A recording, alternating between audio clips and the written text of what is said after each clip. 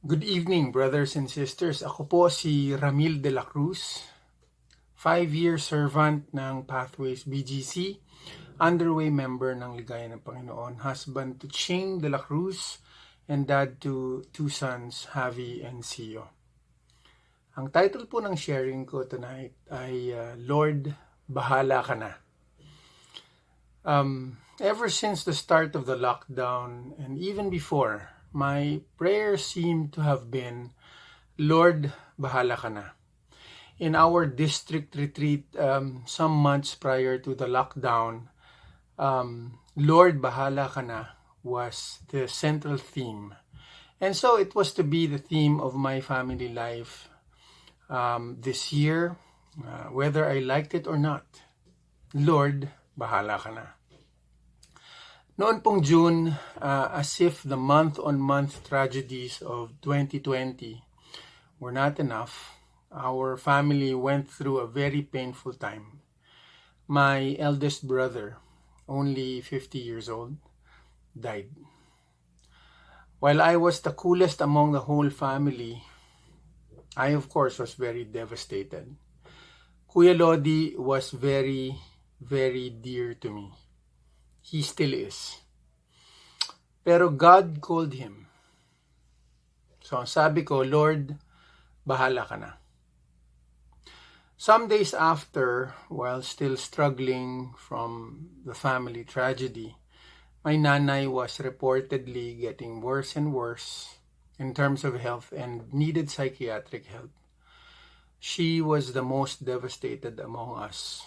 Siyempre naman, wala na nga naman daw pinakamasakit sa magulang kung di yung maglibing ka ng anak. It was indeed another struggle. Pero sabi ko ulit, Lord, bahala ka na, while doing our best to lead my nanay to a counselor or a psychiatrist. Some more days and weeks passed, and yet more struggles. Kuya's daughters tested positive for COVID. Kamamatay lang ng tatay nila, ngayon sila naman ang delikado. We could not do anything, of course, since we were not allowed to visit them. We had to support them virtually. So again, I said, Lord, bahala ka na. Then a few days after that, my Kuya Lodi's best friend cousin, Ate Evie, died and followed him exactly the same cause of death, which was kidney related. While she was not as close to me, I was reminded about Kuya's death and was fearful that my nanay's anxieties would be re-triggered, since Ate Evie was a next door neighbor to her. So again, I prayed, Lord, bahala ka na. So many times, whether for the country, the world, and especially in our personal family struggles, I have prayed, Lord, bahala ka na. And I am so happy to report that in each of those, I felt God saying, Oo naman anak, ako ang bahala. In Kuya's case, he said, I called him because I wanted his pain to stop. See, he went to dialysis 3 times a week.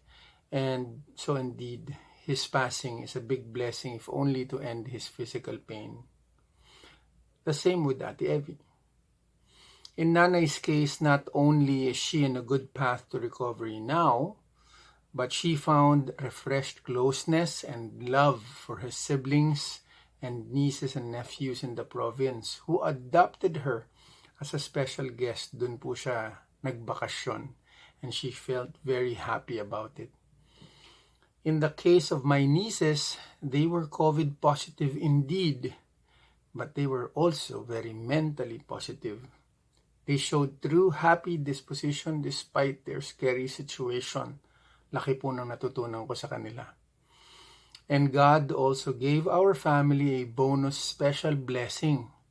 After Kuya's death, since araw-araw kaming nagzo-Zoom mass, the family decided to have a regular Bible study on a weekly basis.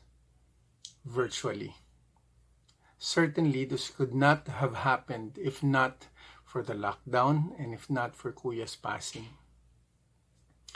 Oo naman, anak. Ako ang bahala. Yan ang sabi ni Lord. In Hebrews 13:6, He said, it is said, "The Lord is my helper.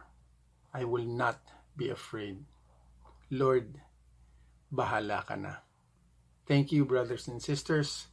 God bless you all.